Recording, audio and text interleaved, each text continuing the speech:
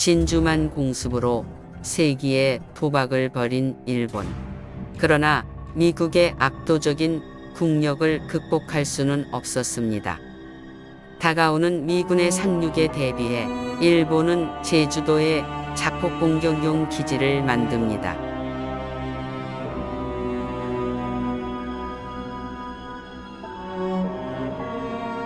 아름다운 제주도 해변의 해안 절벽. 자세히 보면 동굴이 여러 개 있는데요. 일제가 패망하기 전 만들었던 흔적입니다. 미국이 일본의 침략 행위를 빌미로 석유 공급을 끊었을 때 일본은 미국의 압도적인 국력에 대해 잘 알고 있었습니다. 하지만 일본 군부는 중일전쟁 때문에 동남아의 석유가 절실했고 선전포고 없이 하와이 진주만의 미함대를 습격하여 함대를 전멸시키면 몇 년의 시간을 벌 수 있다고 판단했습니다. 그러나 미국은 예상보다 훨씬 강했고 일본 본토가 미국에게 폭격당하는 상황이 닥쳤습니다. 일본은 미군의 상륙을 막기 위해 제주도에도 해안 특공기지를 세우려 했고 이 해안 동굴들이 바로 그 기지를 짓던 흔적입니다. 이 동굴들은 너비가 3에서 4m, 길이는 약 20m 정도입니다. 예전에는 내부에 들어갈 수 있었지만 몇 년 전부터 안전상의 이유로 금지되었습니다.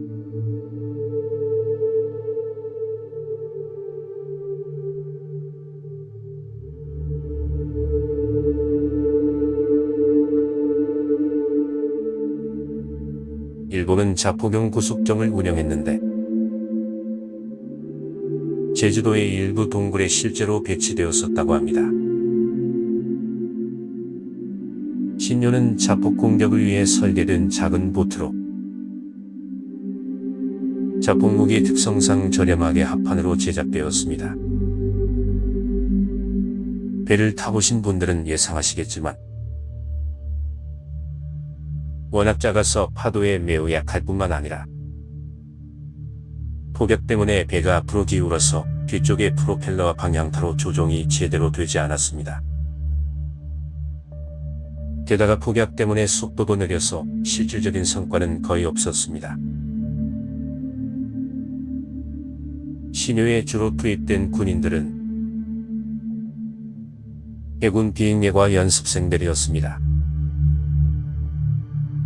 파일럿이 되고자 자원한 고졸 학생들을 카미카제로 쓸 비행기조차 부족해지자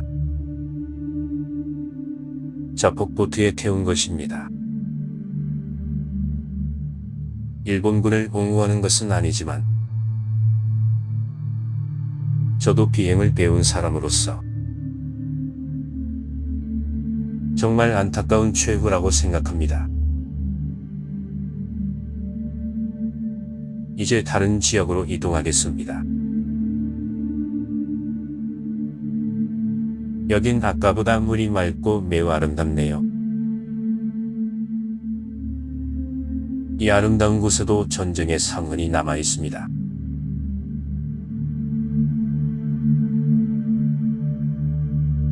(15m) 정도의 간격을 두고 나란히 뚫려 있는 이 동굴들은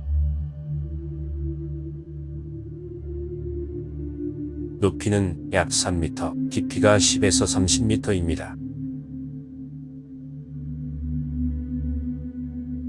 여기도 마찬가지로 입장이 금지된 곳입니다.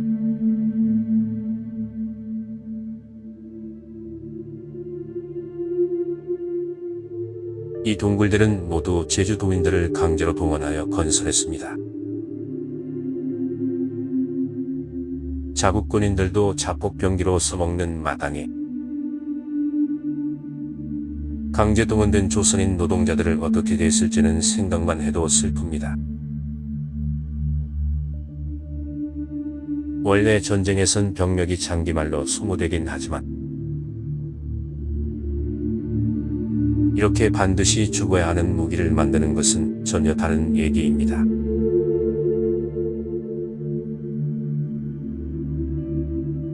일제 이후로 자폭 공격을 재식화한 국가는 없지만 알카에다는 수많은 자폭 공격을 벌였습니다. 2000년 알카에다의 자폭 보트가 미해군 구축함에 접근했는데 일부러 웃고 손을 흔들며 접근했다고 합니다.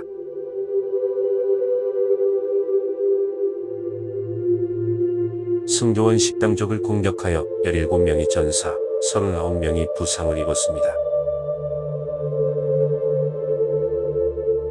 당시는 명확한 물증이 없어서 미국이 대응하지 않았지만 1년 후 9.11 테러가 발생하고 말았습니다.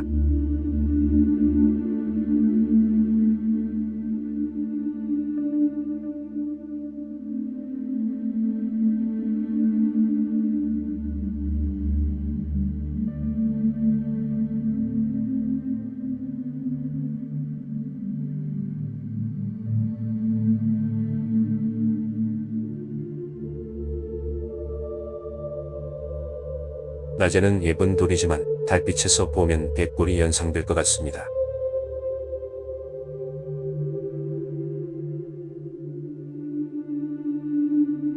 이쪽 동굴들은 대체로 침식되거나 막혔네요.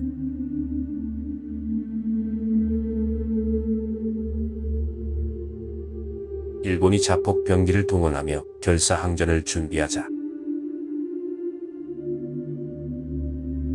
미국은 상륙 없이 핵공격으로 일본을 항복시켰고 결국 이런 기지는 사용될 일이 없었습니다. 오히려 일본의 자폭 공격이 핵무기를 부추겼다는 의견도 있습니다.